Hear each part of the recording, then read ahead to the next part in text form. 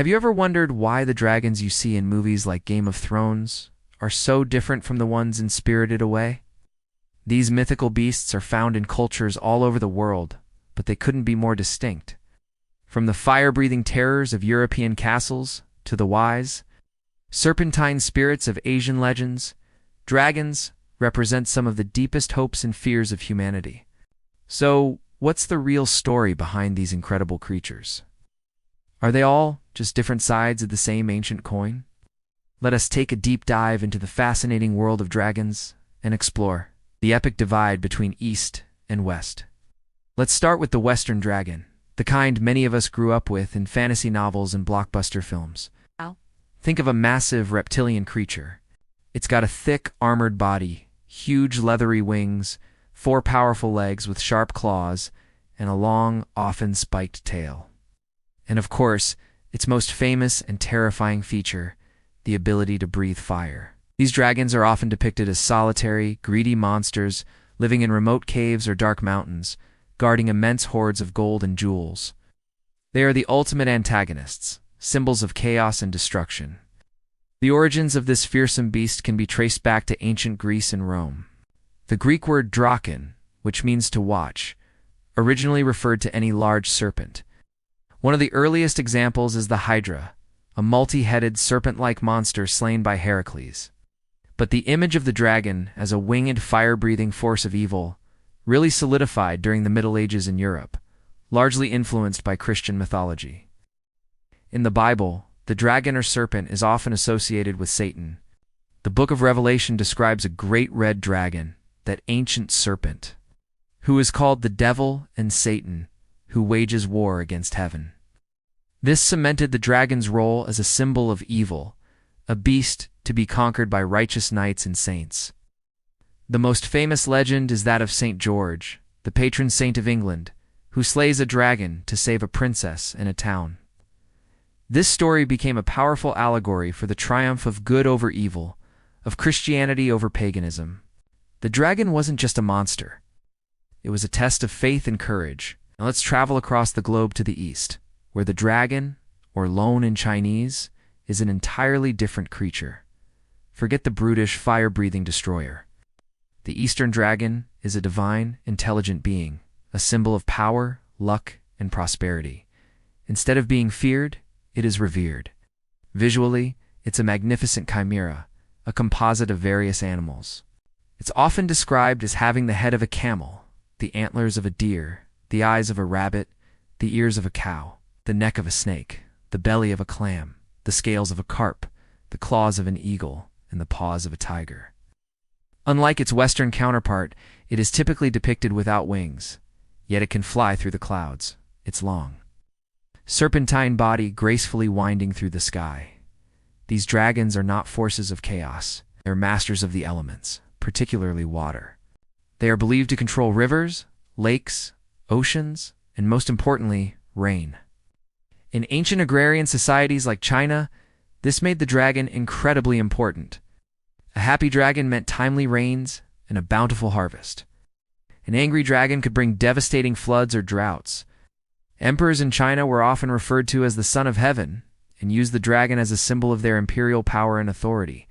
You can see dragons everywhere in East Asian art and architecture adorning temple roofs, embroidered on robes, and carved into furniture. They are seen as benevolent guardians, bringing good fortune and wisdom, not hoarding gold in a dark cave. This reverence extends to other parts of Asia too, like Japan, Korea, and Vietnam, with their own unique but similarly positive interpretations of the dragon. So, why are they so different? The answer lies in the contrasting worldviews and environments of these ancient cultures. In Europe, a continent with vast, untamed wilderness, large predators, and a history marked by conflict, the dragon became a manifestation of nature's dangers and the human fear of the unknown. It was a beast to be tamed, a symbol of chaos to be conquered by order and civilization. Slaying the dragon was a metaphor for overcoming hardship. Whether it was a hostile environment, a foreign invader, or one's own inner demons. The dragon represented the ultimate challenge. In the East, particularly in China's river-based agricultural society, people had a different relationship with nature.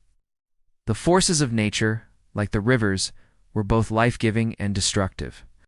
The dragon embodied this duality, was a powerful, unpredictable force, but one that you needed to respect and appease, not conquer. The Eastern dragon represents a more harmonious view of the world, where humans and nature are interconnected. The dragon was an enemy to be slain, but a powerful spirit to be honored in exchange for its blessings of rain and prosperity. This philosophy of balance, like the concept of yin and yang, is reflected in the dragon's nature. It is a powerful force, but one that maintains cosmic order rather than disrupts it. It's also fascinating to see how these dragons have evolved in modern times. In the West, while the classic evil dragon trope is still popular, think of Smaug from The Hobbit, we're also seeing more nuanced portrayals. Characters like Toothless from How to Train Your Dragon or Draco from Dragonheart show dragons as intelligent, misunderstood creatures capable of forming deep bonds with humans. This reflects a modern shift in our relationship with nature, moving from a desire to conquer it to a desire to understand and coexist with it. We're starting to see the Western dragon through a more Eastern lens, as a powerful force that isn't inherently evil. Meanwhile, the Eastern dragon remains a potent symbol of cultural identity and good fortune. During Lunar New Year celebrations, you'll see vibrant dragon dances weaving through the streets, bringing luck and joy to the community. It continues to be a popular motif in everything from business logos to anime, representing strength, success, and national pride. The Eastern dragon has never really needed a public relations makeover. It has always been a beloved and respected figure. So, we have two types of dragons. One, a monster to be vanquished, the other a deity to be worshipped. One breathes fire, the other commands water. One represents chaos, the other cosmic order. But despite their differences, they both serve a similar purpose in our stories. They are larger-than-life symbols that help us make sense of the world around us. They represent forces far greater than ourselves, whether it's the terrifying power of nature or the divine potential for prosperity. They challenge us, inspire us, and force us to confront our deepest fears and highest aspirations. Whether you prefer the night-slaying beasts of the West or the wise celestial spirits of the East, one thing is certain: the dragon's fire, or its wisdom, will continue to burn brightly in our collective imagination for generations to come. What do you think? Which dragon do you find more compelling? Let me know in the comments below. Thanks for watching, and if you enjoyed this journey into the world of myths, don't forget to like, subscribe, and hit that notification bell for more adventures into our shared history. See you next time.